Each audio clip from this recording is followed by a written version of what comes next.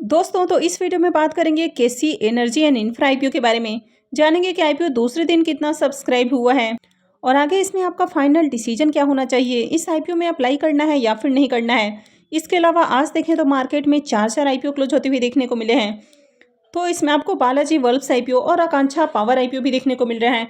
तो जानेंगे कि यहाँ पर आईपीओ कितना सब्सक्राइब होते हुए देखने को मिला है और इन आईपीओ में आपके अलॉटमेंट चांसेस कितने हैं। तो चलिए वीडियो को शुरू करते हैं।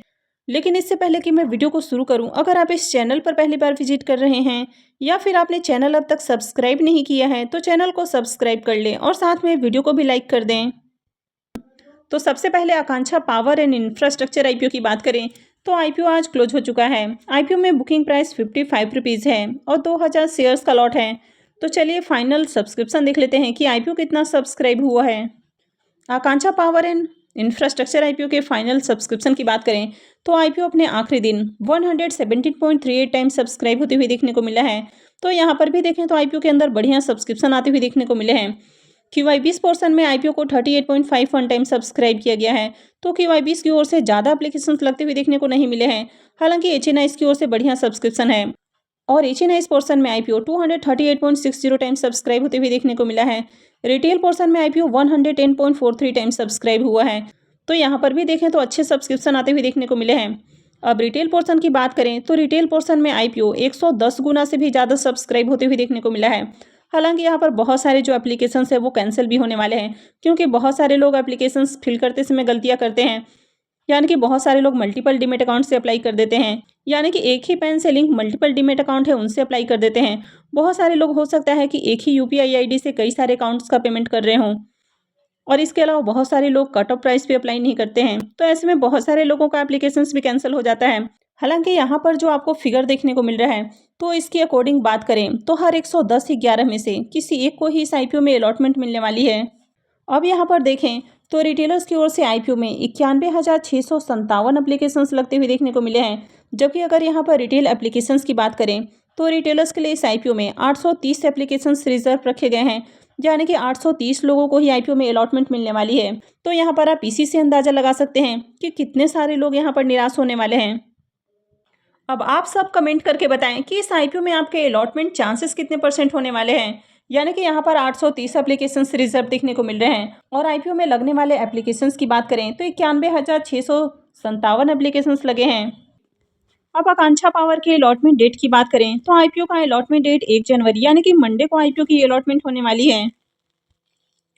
और जिनको भी अलॉटमेंट नहीं मिलती है तो 2 जनवरी को उनके रिफंड आना शुरू हो जाएंगे और जिनको भी अलॉटमेंट मिल चुकी है तो उनके जो डीमेट अकाउंट में शेयर्स हैं वो 2 जनवरी को क्रेडिट हो जाएंगे और आईपीओ की लिस्टिंग 3 जनवरी को होने वाली है।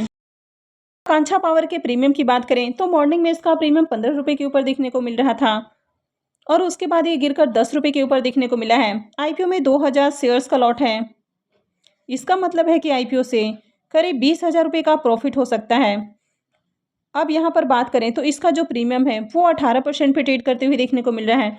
तो इसका प्रीमियम बहुत अच्छे प्राइस के ऊपर देखने को नहीं मिल रहा है। हालांकि आईपीओ में देखें तो आपको बढ़िया सब्सक्रिप्शन आते हुए देखने को मिले हैं। अब आईपीओ क्लोज होने से पहले ही देखें तो इसके प्रीमियम आपको गिरते हुए देखने को मिले हैं। तो ऐसे में आईपीओ से बहुत ज़्यादा लिस्टिंग गेन नहीं मिलने वाला है, लेकिन फिर भी आपको ठीक ठाक प्रॉफिट बन सकता है। और बालाजी वर्ल्ड्स कंपोनेंट आईपीओ की भी बात करें तो ये आईपीओ भी आज क्लोज हो चुका है। आईपीओ में बुकिंग प्राइस 100 रुपीज़ है और लॉट साइज 1200 शेयर्स का है।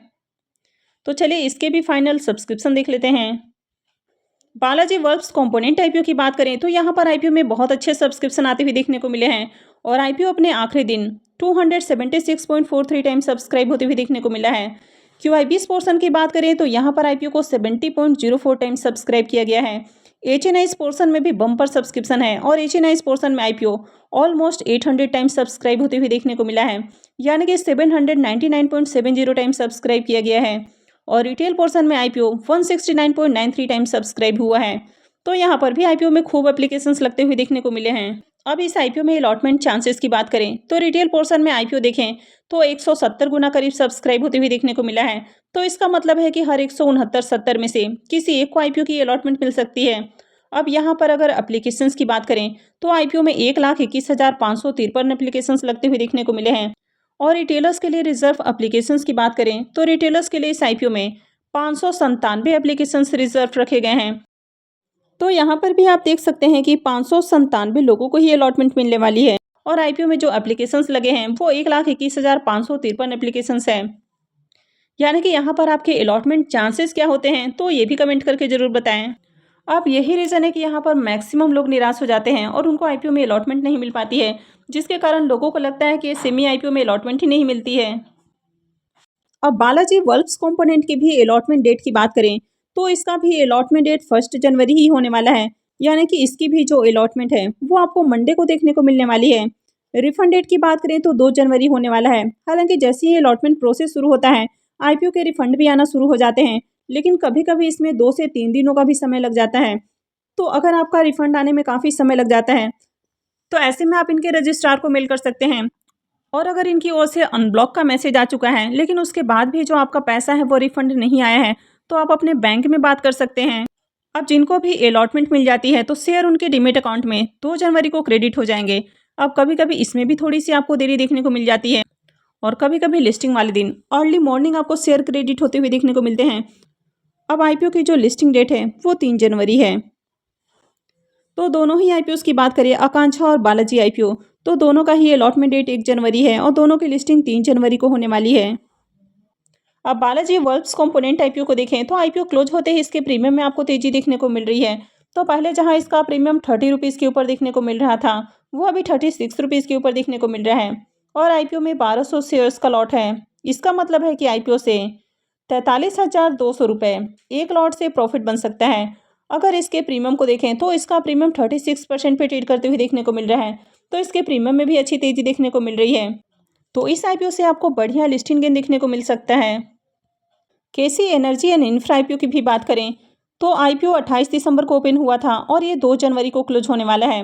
फेस वैल्यू 10 रुपये पर शेयर है, बुकिंग प्राइस 54 रुपीज़ है और लॉट साइज 2000 शेयर्स का है।